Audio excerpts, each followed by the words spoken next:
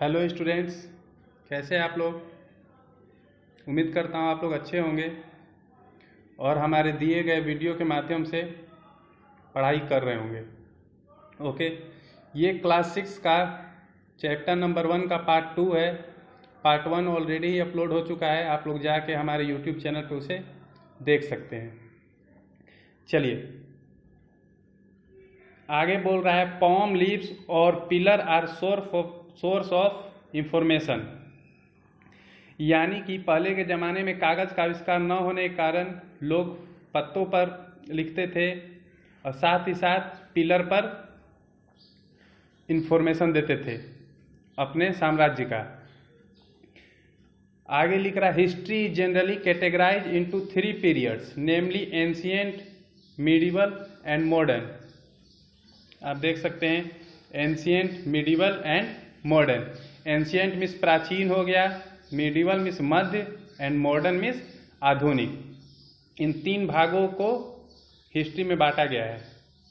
Okay, आगे देखते हैं, let us see how a historian study the source material and they draw conclusion.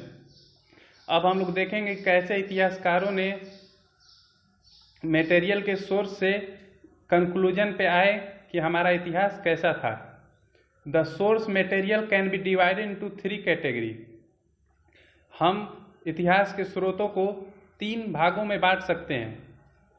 Number 1 point, oral source, archaeological source and literary source. देखिए, oral means होता है मौखिक, यानी एक जनरेशन से दूसरे जनरेशन के द्वारा जो बात मौखिक रूप से जो बात पहुंचाई गई उसे ओरल सोर्स कहते हैं।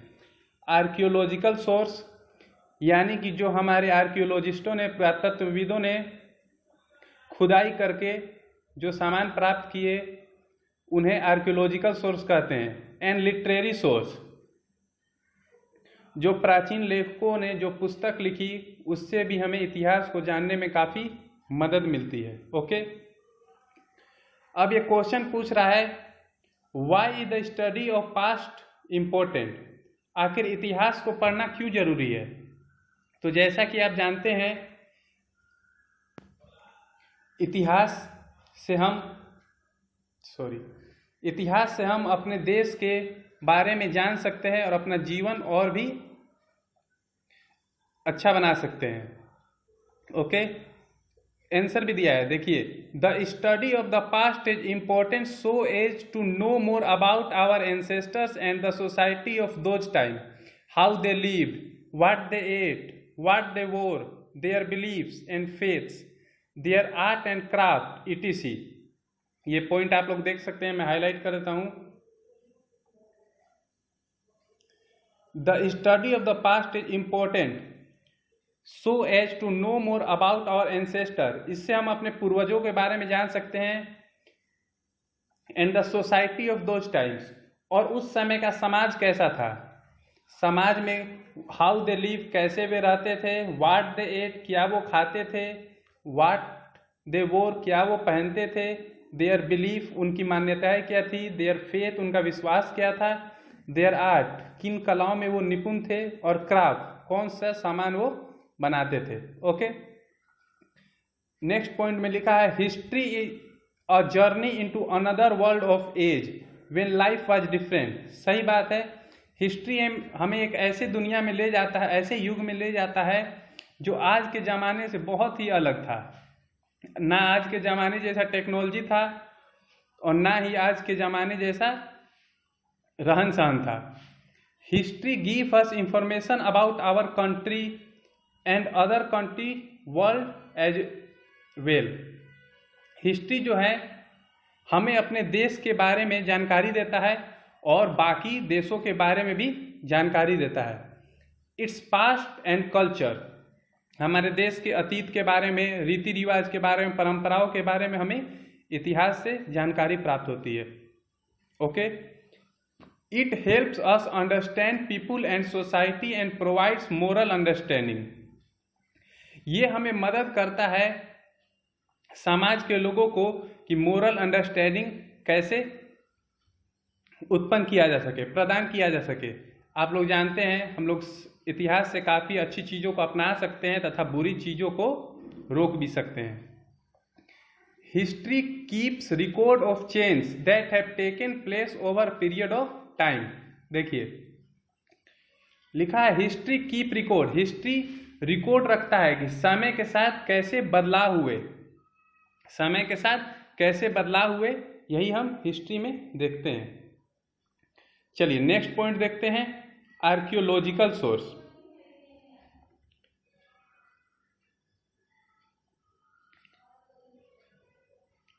Some material of the past are buried deep under the earth.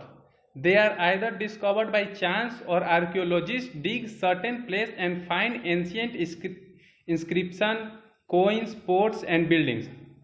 Archaeological source के बारे में बता चुके हैं, इसे खुदाई करके प्राप्त किया जाता है। Some material of the past are buried deep under the earth. कुछ मटेरियल ऐसे हैं जो पृथ्वी के अंदर दबे हुए हैं, गड़े हुए हैं। They are either discovered by chance, या तो उनको बाई चांस प्राप्त किया गया, मतलब कोई और काम करने के लिए खुदाई किया जा रहा था और उससे हमें पुराने सामान प्राप्त हुए। और archaeologist dig certain place and find ancient inscription, coins, port and building, या फिर जो हमारे पुरातत्वविद है उन्होंने किसी जगह को, किसी सर्टेन जगह को, निश्चित जगह को का खुदाई किया और उसमें से कई सारे इंस्क्रिप्शन में शिलालेख, जो चट्टानों पे लेख लिखे हुए थे, कोइंस, पोर्ट्स एंड बिल्डिंग्स प्राप्त किए। The study of this remains tell the archaeologist about the religious, social and cultural condition of that time.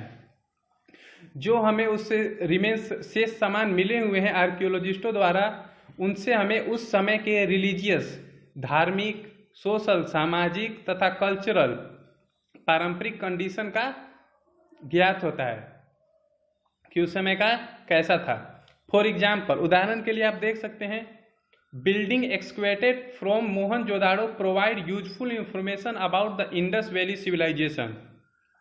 आप लोगों ने मोहनजोदाड़ो के बारे में जरूर सुना होगा। ये एक बिल्डिंग था, शहर था, जो कि इंडस वैली सिविलाइजेशन का हिस्सा था। इंडस वैली सिविलाइजेशन यानी सिंधु घाटी सभ्यता। नेक्स्ट पॉइंट पढ़ते हैं, the archaeological source are mainly inscription, coins, monuments, sculpture, paintings, article of daily use and skeleton.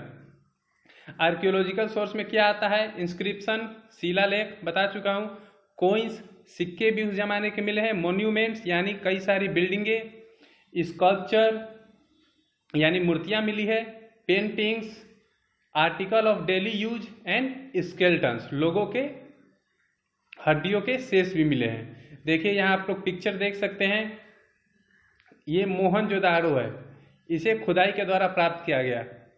काफ़ी उस समय का आधुनिक शहर था ये। इसके बारे में आगे हम लोग विस्तार से पढ़ेंगे। ओके, अब हम लोग इंस्क्रिप्शन पढ़ते हैं यानी शिलालेख।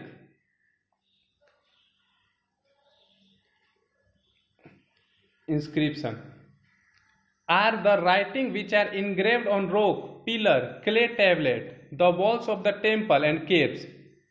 पहले ही बता चुका हूं, इंस्क्रिप्शन उसे कहते हैं जो कि चट्टानों पे, पिलर, स्तंभों पे, clay tablet,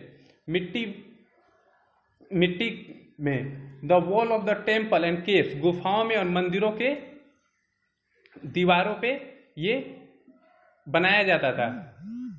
they tell us about the kings, their empire, achievement as well as the society and the language of that period. यह हमें बताता है उस समय के राजाओं के बारे में, उस समय के समाज के बारे में, उनके शासन के बारे में, और उन्होंने क्या अचीवमेंट किया, क्या उन्होंने प्राप्त किया था, उसके बारे में ये हमें बताता है।